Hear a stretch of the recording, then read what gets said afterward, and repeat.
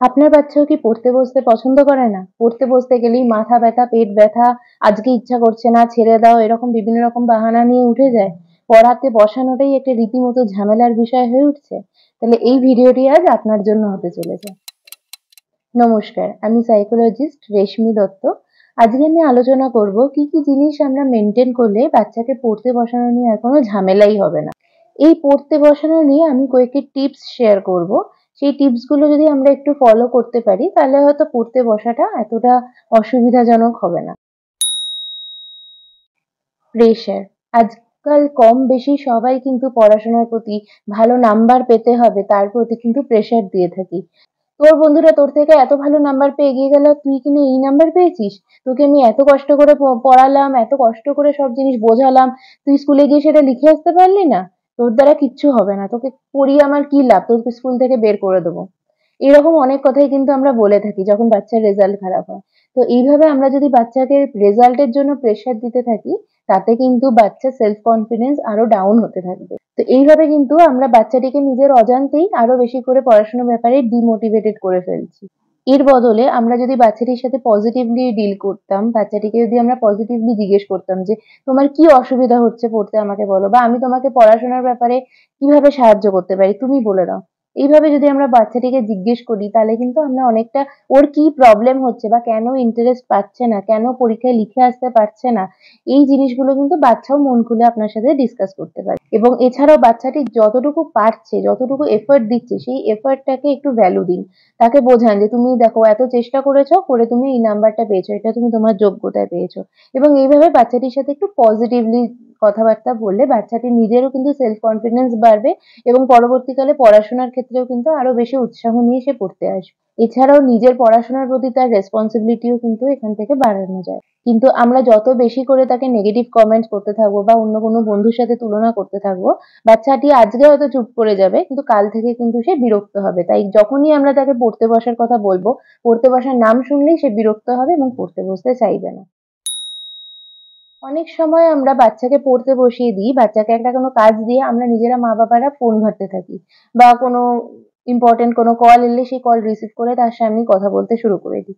তো এই জিনিসটা করলে কিন্তু বাচ্চারও মনে হবে যে মা ফোন ঘাঁটছে, বাবা ফোন ঘাঁটছে, আমিও একটু ফোন দেখবো, আমিও একটু ভিডিও গেমস খেলবো। তো বাচ্চার কিন্তু এটা মনে হবে এবং মনে হওয়াটাই খুব স্বাভাবিক। তাই বাচ্চাকে পড়াশোনা করতে বসানোর সময় মনে রাখবেন যে আপনাকেও সেই বাচ্চার পড়াশোনার প্রতি কিন্তু ইন্টারেস্টেড হতে হবে। আপনার যে ইন্টারেস্ট আছে সেটা দেখাতে হবে এবং বাচ্চা কি পড়ছে না পড়ছে সেটা বাচ্চার সাথে বসে আপনাকে নিজেকে মনোযোগ দিয়ে সেটা দেখতে হবে। চেষ্টা করবেন বাচ্চাকে যখন পড়তে বসাচ্ছেন তার সামনে যেন কোনো রকমের স্ক্রিন, ল্যাপটপ, টিভি বা মোবাইল ফোন এই জিনিসগুলো যতটা কম ইউজ করা যায় ততটাই ভালো। আজকের দিনে স্কুলের সমস্ত রকম মানে বেশিরভাগ স্কুল অ্যাসাইনমেন্টস বলুন বা যেকোনো রকমের হোমওয়ার্ক, যেকোনো জিনিস কিন্তু বেশিরভাগ ক্ষেত্রেই অনলাইনে পাঠানো হচ্ছে। তো এই বিষয়ে এক্ষেত্রে আমি একটাই কথা সাজেস্ট করি প্যারেন্টসদের যে আপনারা যে জিনিসটা পড়াবেন বলে মনে করছেন সেটা বাচ্চাকে পড়তে বসানোর আগে আপনি একবার দেখে নিন যে কি মানে কি হোম টাস্ক দিয়েছে, কি হোম অ্যাসাইনমেন্ট আছে, যাতে পড়তে বসে বারবার আপনাকে ফোন থেকে সেটা দেখতে না হয়। এছাড়াও যদি স্কুল থেকে কোনো রকম নোটস বা কোনো রকম কোনো স্কুলে স্টাডি মেটেরিয়ালস দিয়ে থাকে, চেষ্টা করুন সেটা আগে থেকেই প্রিন্ট আউট বের করে নিতে যাতে পড়তে বসে আপনাকে ফোন থেকে পড়াতে না হয়। নেক্সট টিপস হলো পড়তে বসার এনভায়রনমেন্টটা। এটা কিন্তু আমাদের বাচ্চাকে পড়াশোনার ক্ষেত্রে অনেকভাবে মোটিভেট বা ডিমোটিভেট করে। ধরুন আজকে পড়তে বসার সময় বাচ্চা যেখানে পড়তে বসছে চারদিকে হয়তো জোরে, জোরে টিভি চলছে বা গান বাজছে বা বাচ্চাটির কোনো ভাই-বোন হয়তো খেলছে, সেই খেলার আওয়াজ আসছে। বাচ্চাদের এমনিতেই মনোযোগ দিতে কিন্তু একটু টাইম লাগবে বা বাচ্চারা কিন্তু ওরা এমনিতেই বেশিক্ষণ মনোযোগ একভাবে ধরে রাখতে পারে না। এর সাথে, সাথে যদি এরকমভাবে জোরে গান বাজতে থাকে বা জোরে টিভি চলতে থাকে বা বন্ধুদের খেলার আওয়াজ পাওয়া যায়, এই জিনিসগুলো যদি হতে থাকে বাচ্চা কিন্তু পড়ায় বেশিক্ষণ মন দিতে পারবে না। শান্ত নিরিবিলি এরকম পরিবেশে যদি আমরা বসিয়ে পড়াতে পারি বাচ্চার কিন্তু মনোযোগ বেশিক্ষণ ধরে ধরে রাখতে সক্ষম হবে। তাই এরকম ক্ষেত্রে আমরা যদি বাচ্চাকে নিরিবিলি শান্ত জায়গাতে বসিয়ে পড়াতে পারি বাচ্চার মনোযোগ অনেক বেশিক্ষণ ধরে রাখতে পারে। খুব ভালো হয় যদি বাচ্চা যে ঘরে খেলা করে আর যে ঘরে পড়াশোনা করে এই দুটো ঘর যদি আলাদা হয়। অনেক সময় কি হয় বাচ্চা পড়তে বসেছে আর সামনে হয়তো খেলার বল পড়ে রয়েছে বা ওর প্রিয় গিটারটা পড়ে রয়েছে বা কোনো খেলার কোনো ইন্সট্রুমেন্ট পড়ে রয়েছে। পড়তে বসে কিন্তু বারবার ওর মনে হতেই পারে যে আমি কখন উঠে গিয়ে ওটা খেলবো, কখন উঠে গিয়ে ওটা নেবো। বারবার করে distracted হয়ে যেতে পারে। তাই চেষ্টা করবেন পড়তে যখন বসছে তখন যেন ওর কোনো খেলনা বা ওর কোনো প্রিয় জিনিস বা ওর কোনো মানে যেটা নিয়ে ও খেলা করে মোটামুটি, তাই চেষ্টা করবেন ও যখন পড়তে বসছে সেই ঘরটা যেন ওর খেলার ঘরের থেকে আলাদা। পড়াশোনার জন্য একটা নির্দিষ্ট টাইম বের করা এবং প্রতিদিন সেই টাইমটাকে ফলো করলে বাচ্চাটির কিন্তু নিজেকে প্রিপেয়ার করতে তার সুবিধা হবে যে এবার আমার পড়ার সময় হয়ে গেছে। অনেক সময় আমরা মা-বাবারা কি করে থাকি যে যখন আমার হাত খালি হচ্ছে তখনই বাচ্চাটিকে নিয়ে বসে যাচ্ছি। যে ও হয়তো খেলছে, আমার হাত খালি হয়েছে আমি ওকে ডেকে নিয়ে এসে, "চ পড়তে বসবো" বলে নিয়ে চলে আসছি। এতে করে কিন্তু বাচ্চাটি পড়াশোনার ব্যাপারে একেবারেই আগ্রহী হয় না এবং আস্তে, আস্তে তার আগ্রহ কমে যেতে থাকে।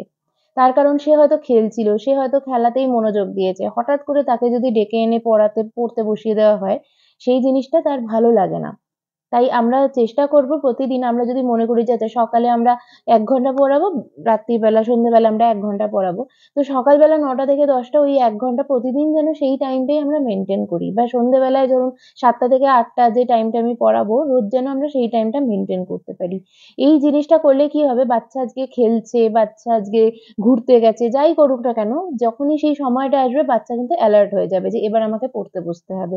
বা আপনাকে বেশিবার ওকে ডাকতে হবে না। বাচ্চাটা নিজে থেকে মেন্টালি প্রিপেয়ার থাকবে। এবার আমার পড়ার সময় হয়ে গেছে।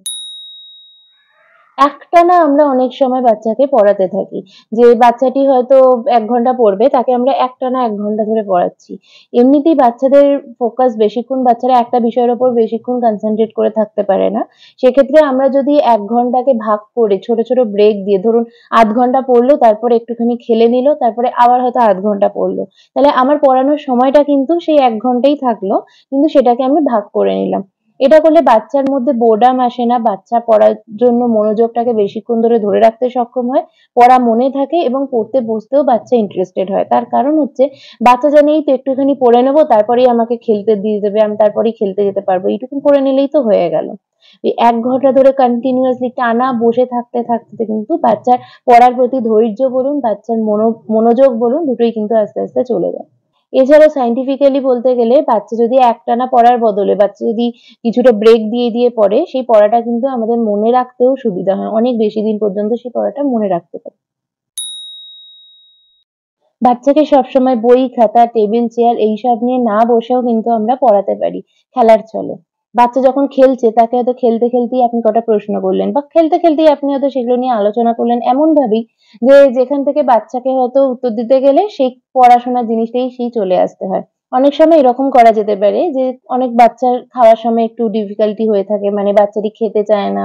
তাকে আমরা অনেক সময় মোবাইল ধরিয়ে দিই বা টিভিতে কোনো কার্টুন চালিয়ে দিয়ে তাকে ওটা দেখতে, দেখতে খাওয়াতে থাকি।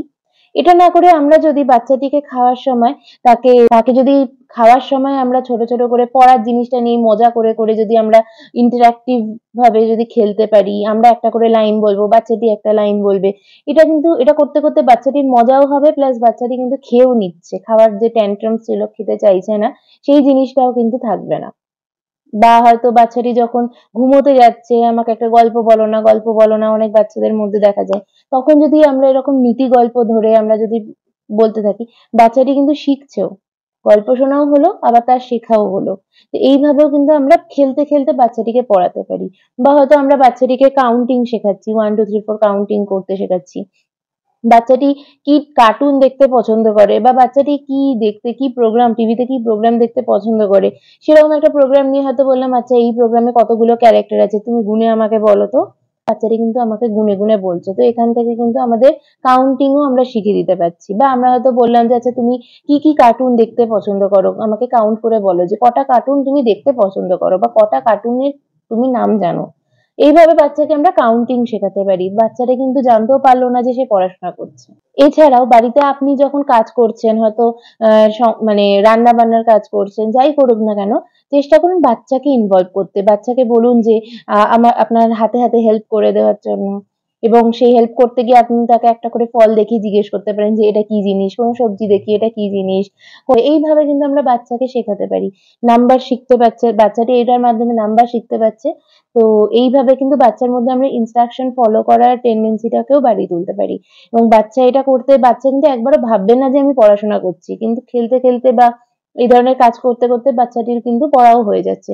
একই সাথে যখন আমি তাকে সংসারের বিভিন্ন কাজে বা আমি নিজের হাতে হাতে তাকে কাজ করার জন্য ইন্টারেস্টেড করছি, সেও কিন্তু আস্তে আস্তে রেসপন্সিবিলিটি নিতে শেখে। সে জানে যে এই কাজটা এইভাবে করতে হয়। আবার বাচ্চাটি যখন আপনার সাথে দাঁড়িয়ে কাজটি করছে, আপনি একটা একটা করে জিনিস চাইছেন, বাচ্চাটি হাতে হাতে এনে দিচ্ছে, বাচ্চাটির মধ্যে কিন্তু একটা রেসপন্সিবল নেচার তৈরি হয়।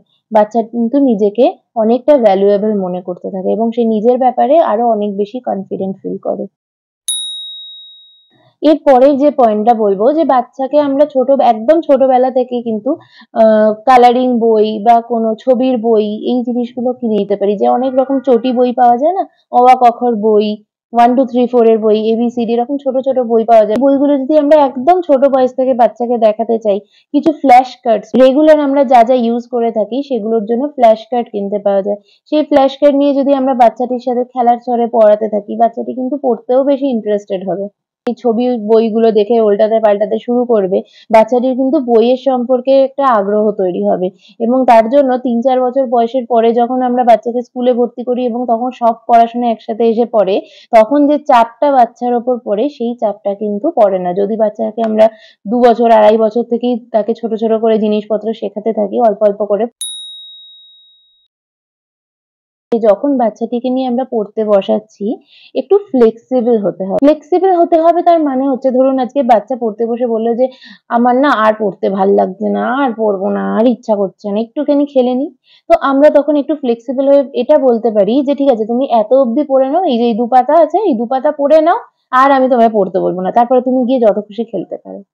বাচ্চাটির কিন্তু আগ্রহ আরো বাড়বে এবং সেই পড়াটাও কিন্তু বাচ্চাটা খুব তাড়াতাড়ি রেডি করে নেবে। কারণ তার বাচ্চাটির মধ্যে তখন মোটিভেশন থাকবে যে আমি যত তাড়াতাড়ি পড়ে নেবো তত তাড়াতাড়ি আমি উঠে যেতে পারবো বা আমি খেলতে পারবো।